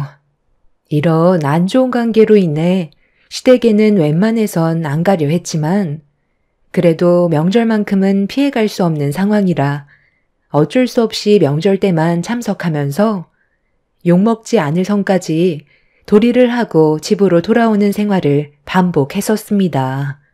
이런 관계가 유지가 되자 형님과 시모의 눈살은 찌푸려졌고 본인들이 원하는 대로 제가 움직이지 않으려 하자 짜증은 고스란히 남편이 받게 되었죠. 저도 처음에는 많은 노력을 했었지만 달라지지 않을 거라는 걸 느끼게 된 순간부터 시모와의 관계를 좋게 만들려는 노력을 하지 않았습니다. 제가 선을 긋고 할 도리만 하게 되니 시모의 불만은 점점 더 커지게 되었죠. 그렇게 서로가 느끼고 있는 감정의 골이 더욱더 깊어져 가고 있었을 때 어느 날 형님 아들이 교통사고로 인해 병원에 입원했다는 말을 듣게 되었고 가족 모두가 병원으로 향하게 되었죠. 그렇게 병실에 들어가 조카의 몸 상태를 확인했을 때 다행히 크게 다친 건 아니라서 며칠만 입원하고 퇴원할 수 있는 몸 상태였어요. 그렇게 잠깐 동안 얼굴을 비추고 집으로 돌아가려는데 시모의 한마디가 분위기를 안 좋게 만들었고 최대한 조용히 넘어가려 했지만 너무 큰 상처를 받아 결국 몸을 돌려 시모에게 한마디 하게 되었습니다.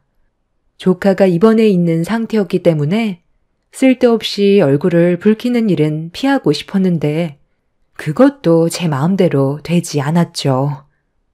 우리 큰 장손의 얼굴을 두 번 다시 못 보는 줄 알고 얼마나 놀랐는지 아니?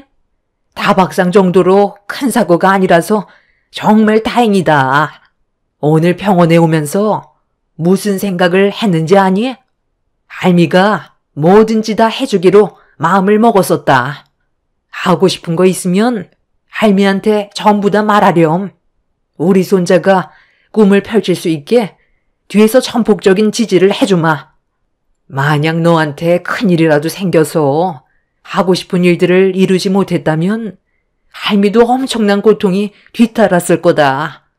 원하는 거 있으면 다 말해도 되니까 건강하게만 태어나길 바라마.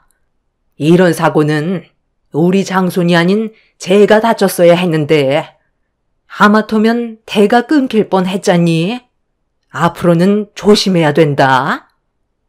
어머니, 지금 뭐라고 했어요? 제 딸 윤희가 다쳤어야 됐다고요? 아니, 어떻게 그런 말을 표정 하나 안 바뀌고 할 수가 있어요? 병문안 온 사람한테 그게 할 말이에요? 내가 틀린 말 한 것도 아닌데 왜 열을 올리고 그러니? 대를 이어줄 우리 귀한 장손이 다쳤는데 이것보다 더 큰 일이 어디 있어? 정작 내 눈앞에서 사라져야 될 사람이 누군데 그래?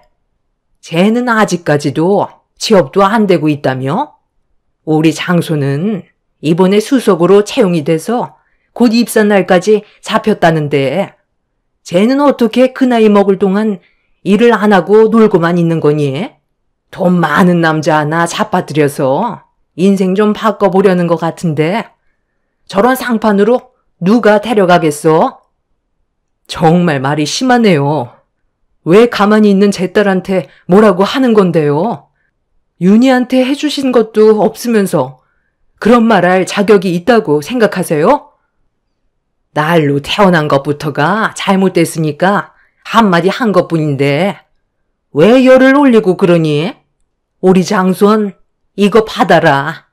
할미가 이번에 입사 기념으로 선물 하나 준비했거든. 별건 아니고 앞으로 사회생활하면서 가슴 펴고 생활하라고 통장에 3억 넣어놨다. 하고 싶은 거 다 하고 살아라. 모자라면 언제라도 또 얘기하면 이 할미가 통장에 또 넉넉히 채워주도록 하마. 내가 돈 써들고 있어봤자 뭐하겠어. 앞으로 필요한 사람이 있어야지. 부담 갖지 말고 넣어둬라. 어머나, 어머님, 갑자기 이런 큰 선물을 불쑥 내미시면 어떡해요? 3억을 주실 거라곤 상상도 못했어요. 입사 선물 정말 마음에 들어요. 그렇잖아도 이번에 들어가게 되는 회사가 꽤 큰 기업인데 직원들이 다들 잘 사는지 전부 해외차를 타고 있더라고요. 제 아들도 입사하기 전에 좋은 차 한 대 뽑아야겠어요. 아유, 당연히 그렇게 해야지. 그래야 사람들이 무시를 하지 않는 거야. 국산차 타봐라. 인간 취급도 안 해준다니까. 대우가 달라져요. 하차감이라고 들어봤니? 차에서 내릴 때 받는 시선도 중요하지만 차로 인해 그 집안이 얼마나 잘 사는 집안인지 알 수 있기 때문에 외적으로 보이는 건 무조건 좋은 걸로 장만하는 게 좋다. 제 딸한테는 상처되는 말을 거침없이 뱉으면서 집 먼지 취급만 해놓고 조카한테는 3억이 들어간 통장을 건네줬을 때 기분이 너무 안 좋았어요. 그동안 정말 많이 참고 살아왔었는데 시모의 한마디가 결국 이성을 잃게 만들었고 병실에서 난리를 치며 막말을 퍼부어 버렸습니다. 제 한마디에 시모와 형님도 제 말을 받아치면서 얼굴을 붉혔고 결국 참아왔던 감정들이 터지게 되면서 병원이 떠나갈 정도로 집안 싸움이 커져 버렸고 그날 이후 등을 돌리게 되었어요. 너도 3억이 받고 싶으면 여자가 아닌 남자로 태어나지 그랬니? 네 부모를 원망해야지. 왜 나를 노려보는 거야? 너희들 얼굴 보고 싶지 않으니까 그만들 가봐라. 지금 한 말들 주워 담을 수 없다는 거 알고 계시죠? 오늘 이 시간 이후로 지긋지긋했던 악연 끊어내 버릴 거고 2번 다시 얼굴 볼 일 없을 겁니다. 아이고, 제발 그렇게 해주면 안 될까? 동서가 우리 집안에서 없어져야 평화가 찾아오지. 대우도 받지 못하는데 버티고 있을 필요 없잖아. 동서는 존심도 없니? 우리 혁이 쉬어야 하니까 그만 병실에서 나가줘. 형수님, 정말 그렇게 안 봤는데 너무하네요. 우리가 뭘 그렇게 잘못했길래 욕을 얻어먹어야 하는 건데요. 혁이가 교통사고 났다는 말에 걱정돼서 찾아왔는데 어떻게 우리한테 그런 막말을 할 수가 있어요? 형은 왜 가만히 있는데? 누가 봐도 엄마랑 형수가 잘못해서 상황이 이렇게까지 안 좋아진 거 모르는 거 아니잖아. 팔은 안으로 굽는다는 거 몰라요? 여기서 혁이 아빠가 서방님이랑 동서 편을 들어준다면 집안 꼴이 어떻게 돌아가겠어요? 서방님네는 그냥 가주는 게 가족의 평화를 만들 수 있는 제일 좋은 방법이에요. 그러니 창피하게 더 이상 소란 피우지 말고 그만 나가요. 우리 혁이가 지금 많이 불편해하는데 언제까지 있을 거예요? 그래, 일단 그만들 돌아가라. 여기 있어봤자 서로 싸우기밖에 더 하겠어? 어떻게 된 게 얼굴만 보면 못 잡아먹어서 안달이야? 우리 손자 병실에까지 와 이 난리를 쳐야 돼? 그래, 당장 나가라. 너도 네 애미 따라 내 눈에 띄지 마라. 한 번만 더 내 앞에 나타나면 그땐 머리털 다 뽑힐 줄 알아. 만년치중생에 능력도 없고 얼굴도 못생겨가지고 결혼은 할 수 있겠니? 내가 처음부터 얘기했었지. 며느리 하나 잘못 들어오면 집안이 풍비박산 난다고. 오늘 너 때문에 내 아들과 인연 끊게 생겼다. 아들 손자 낳아달라고 그렇게 얘기했었는데 내 말을 무시하고 손녀딸 하나 낳고 땡쳤으면서 뭘 잘했다고 어디서 큰소리야? 저 그때 윤희 출산할 때도 생명이 위태로운 상태에서 겨우 출산했던 거 모르시는 것도 아니면서 그런 말이 나오세요? 아무리 노력해봤자 돌아오는 건 결국 이런 거였네요. 바라시는 대로 다시는 당신들 앞에 나타나지 않을 거고 세상을 떠나도 장례식장에 발도 들이지 않을 테니 걱정하지 말고 잘 먹고 잘 사세요. 여보, 윤희야, 가자. 남편은 2번 다시 얼굴 볼 일 없을 거라며 저와 제 딸을 데리고 병실 밖으로 뛰쳐나갔어요. 저는 흥분을 가라앉히지 못한 상태로 한바탕 난리를 친 뒤 집으로 돌아오게 되었고 제 딸은 상처를 많이 받았는지 방에 들어가 참아왔던 눈물을 결국 터뜨리고 말았습니다. 남편과 저는 그날 이후 2번 다시 시댁 식구들의 얼굴을 보고 싶지 않았어요. 어떠한 일들이 생겨도 절대로 그 집안 인간들과 만날 생각은 조금도 없었습니다. 그렇게 저희 가족은 모든 연락수단을 전부 다 차단해 버렸고 혹시 모를 일들이 생기게 될까봐 집까지 내놓게 되었죠. 그들의 도움이 없어도 충분히 잘 먹고 잘 살아갈 수 있기 때문에 굳이 얼굴을 보게 되는 일들을 만들고 싶지가 않았습니다.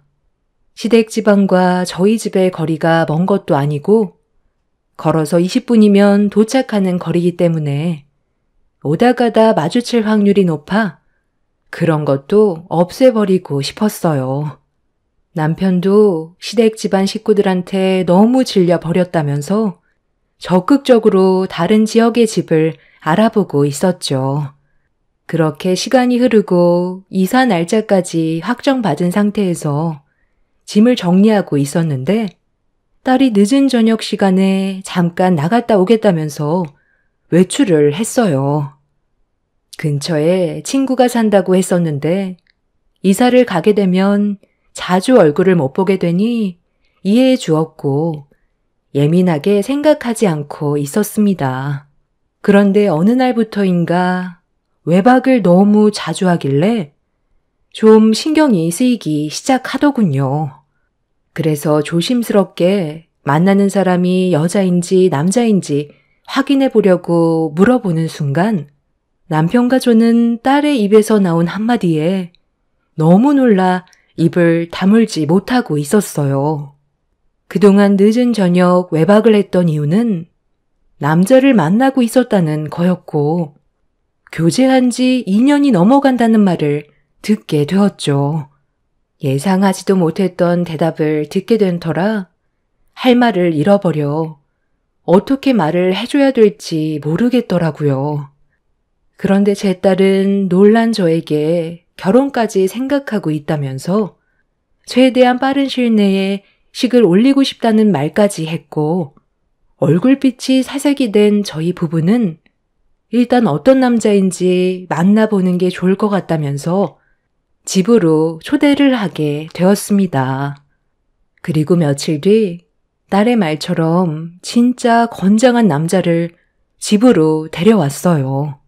너무 갑작스럽게 일이 벌어져서 많이 당황스러웠었죠. 이사를 가야 되는 상황이라 집안꼴이 말이 아니었기 때문에 집 근처에 분위기 좋은 곳으로 자리를 옮겼고 그렇게 모두가 둘러앉았는데 제 딸과 만남을 가지고 있던 남자는 결혼까지 진심으로 생각하고 있다면서 연인이 되었던 상황을 설명해 주었어요. 2년 전에 제 딸이 카페에서 아르바이트를 하고 있었는데 매장 앞에서 충돌 사고를 목격했고 차에서 내린 남자는 오토바이에서 넘어진 남자 보고 괜찮냐고 몸 상태를 살펴보며 난감해하는 얼굴로 어디론가 전화를 하고 있었어요. 그런데 사고로 오토바이에서 넘어진 남자가 현금을 요구했고 조용히 처리하기를 바란다고 하길래 현금을 빼서 주려는 걸 제 딸이 목격하고 사고가 난 현장으로 달려가 현금을 건네주려는 걸 가로막았어요. 그리고 오토바이에서 넘어졌던 남자를 가리키면서 일부러 돈을 갈취하려고 부딪힌 거라며 카페 앞에 CCTV에 다 녹화가 돼 있다고 그 자리에서 경찰에 신고를 했고 범행을 계획한 그 사람은 상습범이라는 걸 알 수 있었습니다. 그 남자에게 도움을 줬던 제 딸은 그날 이후 조금씩 가까워지고 있었는데 그런 만남이 2년간 지속이 되었고 이미 상대 집안에는 벌써 인사까지 드렸다는 걸 듣게 되었죠. 딸은 제가 걱정을 할까봐 그동안 조심스럽게 만나고 있었는데 딸과 만나던 남자가 프로포즈하고 그 집안에 인사까지 드리게 되자 더 이상 숨길 필요가 없다고 생각했는지 저에게 거침없이 옆에 앉아있는 남자가 가지고 있는 좋은 점을 설명해 주었죠. 그 모습을 보고 있는데 딸도 좋은 남자 만나 행복하게 사는 모습을 보고 싶었어요. 제가 결혼을 반대할 이유도 없었고 벌써 인사까지 드린 뒤 결혼을 허락받았다는 말에 더는 고민하고 싶지도 않았습니다. 남편도 저와 같은 생각을 가지고 있었는지 앞으로 둘이 잘 됐으면 한다고 좋게 대화를 풀어나갔어요. 그렇게 둘의 결혼을 위해 상견례를 하게 되었고 예비 사돈분들께선 저희 집안과는 비교도 안 될 정도로 좋은 풍채를 가지고 있었습니다. 그리고 제 딸을 아주 좋게 봐주셨는지 예비사이가 제 딸과 만나는 동안 단 한 번도 얼굴에 미소를 잃은 적이 없었다면서 옆에 꼭 있어줘야 할 배우자감이라며 제 딸에 대한 칭찬을 아끼지 않으셨네요. 가진 것도 없고 취준생이라 걱정을 많이 하고 있었는데 제 딸의 전공이 예비사이가 다니고 있는 회사에서도 도움이 되는 전공이라 같이 일을 하기로 결정을 했다면서 예비 사돈어른이 회사의 경영주라는 걸 밝혔고 큰 회사를 이끌어가고 있다는 걸 듣게 되었습니다. 그러니까 제가 지금 듣게 된 걸 정리해보면 예비 사돈어른께서 회사의 대표시고 그 밑에서 예비 사위가 경영일을 배우고 있다는 말씀이신데 아무리 제 딸의 전공이 회사에 도움이 되는 전공이라곤 하지만 저희 집안은 보시다시피 부유하지도 않고 지극히 평범하게 살아온 집안입니다. 보통 사돈분들 정도의 집안이시면 회사 경영에 도움이 되는 그런 집안과의 결혼을 선호하시지 않나요? 제 딸이 예비 사위와 결혼을 한다고 해서 이득되는 건 없을 텐데요. 그런 생각을 가지고 있었다면 처음 인사 왔을 때부터 거절을 했을 테고 상견례 일정도 잡지 않았겠죠.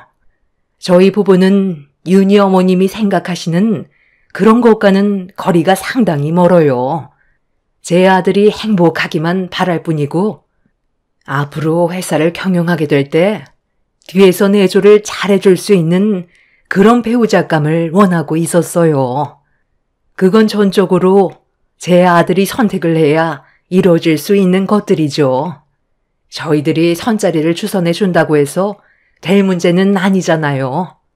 본인이 직접 선택한 사람과 행복하게 살아야 일의 능률도 오를 테고 서로의 성격도 잘 맞다 보니 앞으로 헤쳐나가게 될 일들 또한 지혜롭게 처리할 수 있을 것 같아 허락을 하게 된 겁니다. 그러니 절대로 그런 생각은 안 하셔도 되고 저는 우리 이쁜 윤희가 제 아들과 행복하게 잘 살아줬으면 좋겠어요. 그거 외에는 바라는 건 없습니다. 돈으로는 겉모습을 바꿀 수는 있지만 속사람은 바꿀 수가 없기 때문에 제 아들을 돈이 아닌 진심으로 사랑해 줄 수 있는 그런 배우자감을 원하고 있었어요. 그리고 윤희가 제 아들과 좋은 궁합이라는 걸 알게 되었고 결혼까지 허락하게 된 겁니다.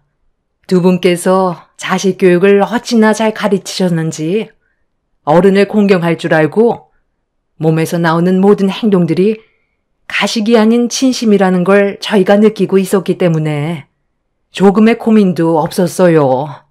이번 결혼식이 좋게 이루어졌으면 합니다. 제가 예상했던 거와는 전혀 다른 전개로 흘러가고 있었어요. 보통은 돈이 많은 집안일수록 더 높은 곳을 바라보기 때문에 재력이 좋은 집안과 결혼하기를 원할 텐데 그렇지 않은 집안도 있다는 걸 처음 알게 되었죠. 그렇게 제 딸과 예비 사위는 결혼식 일정까지 잡게 되었고 하나하나 준비해 나가고 있었는데 어느 날 예상치 못한 일들이 저희 눈앞에 펼쳐지게 되었습니다. 그때가 예비 사위의 회사에 새로운 직원들의 입사한 날이었는지 상당히 많은 신입사원들이 건물 안으로 들어가고 있었어요.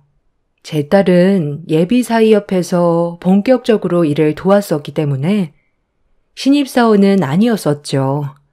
어떤 회사인지 궁금했었던 저희 부부는 상당히 큰 건물을 보고 많이 놀랐었어요. 한순간에 제 딸의 인생이 바뀌어버려 눈앞에 보이는 현실이 꿈만 같았습니다. 예비 사위는 점심시간 때 같이 식사를 하고 싶다면서 건물 안에 카페가 있는데 잠깐 쉬고 계시면 금방 나오겠다며 제 딸과 함께 건물 안으로 들어가려는 순간 뒤에서 누군가 제 딸의 이름을 불렀고 고개를 돌려 얼굴을 확인하자마자 제 표정은 일그러져 버렸어요. 시댁 식구들이 전부 저희 앞에 서 있었고 불쾌한 얼굴을 하고 있었습니다. 너희들이 여기는 어쩐 일이니? 설마 내 장손이 오늘 이 회사에 입사한 날이라서 축하해주러 온 거냐? 조금이라도 잘 보여야 콩고물이라도 떨어질까봐 이 기회에 잘 보이려고 미리 작업하는 거니? 그런데 이거 어쩌니?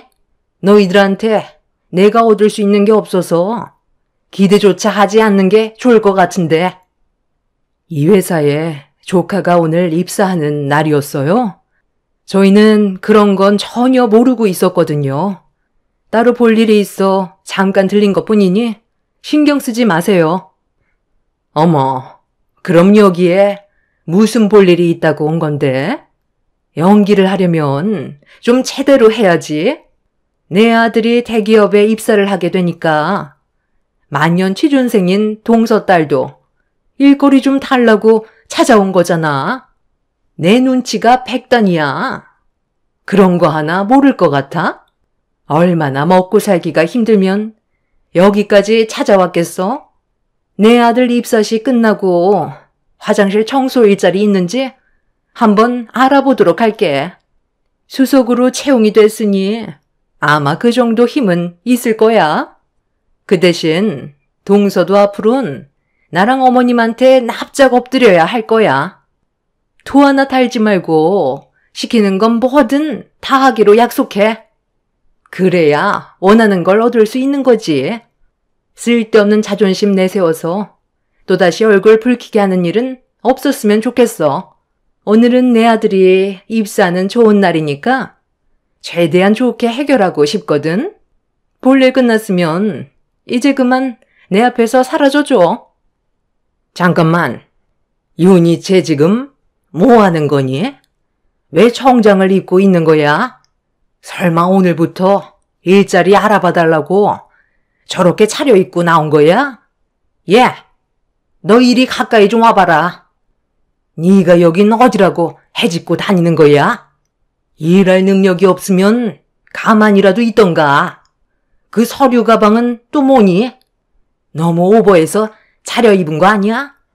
이렇게까지 해봤자 결국 이 회사에서 네가 일을 할 수 있는 건 하청업체 소개로 들어오는 방법밖엔 없을 테고 직행하는 곳은 결국 화장실 변기만 보는 일일 텐데 벌써부터 김칫국을 사발로 퍼마시고 있니? 회사 이미지 안 좋아지게 하지 말고 당장 나가라. 예, 너 지금 할미 말 무시하는 거야? 지금 어딜 들어가냐고?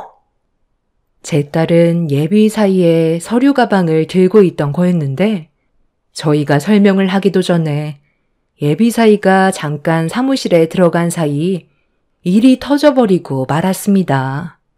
제 딸이 시모를 무시하고 예비 신랑이 들어간 사무실로 들어가려 하자 어딜 들어가냐면서 갑자기 뒤를 쫓아가더니 머리채를 잡았고 상당히 많은 직원들 앞에서 제 딸을 바닥으로 패대기 치는 충격적인 광경이 벌어졌던 거였죠. 너무 순식간에 일어난 일이라 저희 부부가 말리기도 전에 일이 터졌고 형님은 시모 옆에서 더 본때를 보여줘야 한다며 시모의 흥분을 더욱더 부추기고 있었습니다. 제가 시모를 강하게 밀친 뒤 소리를 지르자 형님이 저를 밀쳤고 제 뺨에 손을 올렸어요. 저도 이미 참을 만큼 참았던 터라 형님의 뺨에 있는 힘껏 손을 올려 버렸습니다. 조카가 중간에서 저와 형님을 말리고 있었는데 시모가 제 딸의 머리채를 잡으려 하자 남편이 시모를 온몸으로 막아섰고 그 사이 사무실에서 나온 예비 사이가 회사 안에서 벌어진 충격적인 광경에 놀랐는지 소리를 질렀습니다. 지금 못들 하는 짓들입니까? 당신들은 누구길래 남의 회사에서 행패야? 아버님, 어머님, 괜찮으세요? 윤희야, 일어날 수 있겠어? 누가 이랬어? 방금 뭐라고 그랬어? 아버님, 어머님? 쟤는 또 어디서 굴러 들어온 놈이야? 아주 끼리끼리 잘들 노는구만. 쟤도 여기 청소해주는 하청업체 직원 아니야? 그새 남자 하나 꼬드겼어? 그 애미의 그 딸이라더니 내 아들도 꼬리쳐서 데리고 가더니 비는 못 속인다고 남의 회사에서 끼를 부리고 있어? 김대리, 내가 분명 외부인 출입 못하게 하라고 몇 번이나 얘기한 것 같은데 저 사람들은 도대체 여긴 왜 들어온 거야?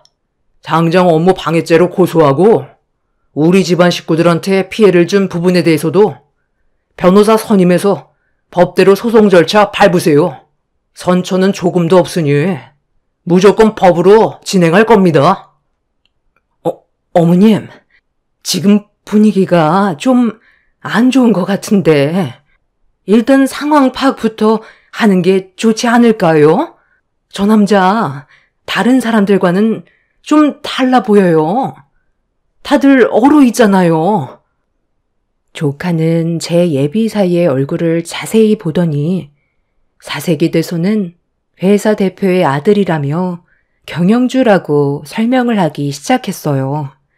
그 말을 듣게 된 형님은 그제서야 사태 파악이 되었는지 비틀거렸고 예비 사이는 넘어져서 일어나지 못하는 딸 밑에 납작 엎드려 등을 보이고 있었습니다. 제 딸은 예비 사이의 등에 엎였고 직원들의 도움으로 차에 몸을 실어 예비 사이와 함께 병원으로 이동했어요. 그리고 저희도 딸의 몸 상태가 걱정이 돼서 곧장 병원으로 향하려 하자 시모가 제 팔을 붙잡았습니다. 저에게 어떻게 된 일이냐고 설명해 달라고 하길래 조카가 입사하게 될 회사의 대표의 아들이 제 딸과 결혼할 예비 사이라는 한마디를 끝으로 시모의 팔을 뿌리쳤어요. 제 말이 끝나는 순간 시모와 형님은 그 자리에 주저앉아 버렸고 저희 부부는 병원으로 향하게 되었죠. 제 딸은 시모에게 머리채를 잡히는 바람에 발목 인대가 늘어나 반깁스를 해야 됐고 이 문제로 예비 사이가 많이 화가 났는지 분노를 가라앉히지 못하길래 그동안 어떤 일들이 있었는지 예비 사이에게 전부 다 털어놓게 되었습니다. 모든 상황을 알게 된 예비 사이는 수석으로 채용된 조카의 입사를 취소했고 입사 날이었던 중요한 날에 업무를 방해한 시댁 식구들에게 법적인 소송이 들어갔어요. 이런 상황이 되자 시모와 형님 내외가 저희 집에 찾아와 손이 발이 되도록 빌었어요. 그리고 생각지도 못한 말을 듣게 되었죠. 시댁 식구들이 꽤 많은 돈을 주식에 투자를 했는데 크게 물리는 바람에 돈을 상당히 많이 잃게 됐는지 조카가 앞으로 집안을 살릴 희망이라며 예비 사이의 회사인 IT 기업에 꼭 입사를 해야 된다고 기회를 달라고 했지만 이미 엎어진 물은 주워 담을 수가 없었어요. 장손의 미래가 집안을 살리는데 처음 시작할 때부터 미끄러지면 안 된다고 가족끼리 소송은 너무한 거 아니냐면서 예비 사이에게 말 좀 잘해달라고 부탁했지만 저희 부부는 전혀 들어주지 않았습니다. 이미 상처를 받을 만큼 받았기 때문에 어떠한 선처도 없었어요. 그리고 예비 사이의 결정이 옳은 판단이었다고 생각했기 때문에 저희도 소송을 그대로 진행하길 원했습니다. 안 좋은 싹은 자를 수 있을 때 미리 잘라버려야 더 이상 자라지 않기 때문에 이번 기회를 통해 그 인간들이 자신이 저지른 행동이 뭐가 잘못됐는지 깨닫길 바랐습니다. 지금 현재 그 인간들을 상대로 법적인 소송이 접수가 된 상태이고 제 딸은 이번 7월 말에 결혼식이 예정이 되어 있습니다. 시모의 형님은 저희 가족에게 다시는 함부로 대하지 않겠다고 납작 엎드렸지만 달라질 건 없을 것 같아요. 이번 사건으로 인해 무엇을 잘못하고 살아왔는지 뼈저리게 느끼길 바랄 뿐입니다. 앞으로 제 딸이 예비 사위와 행복하게 잘 살았으면 좋겠어요. 저는 그거 하나면 바랄 게 없을 것 같습니다. 제 기가 막힌 사연을 들어주신 많은 분들께 진심으로 감사드리며 언제나 좋은 일만 가득하시길 바랍니다. 감사합니다.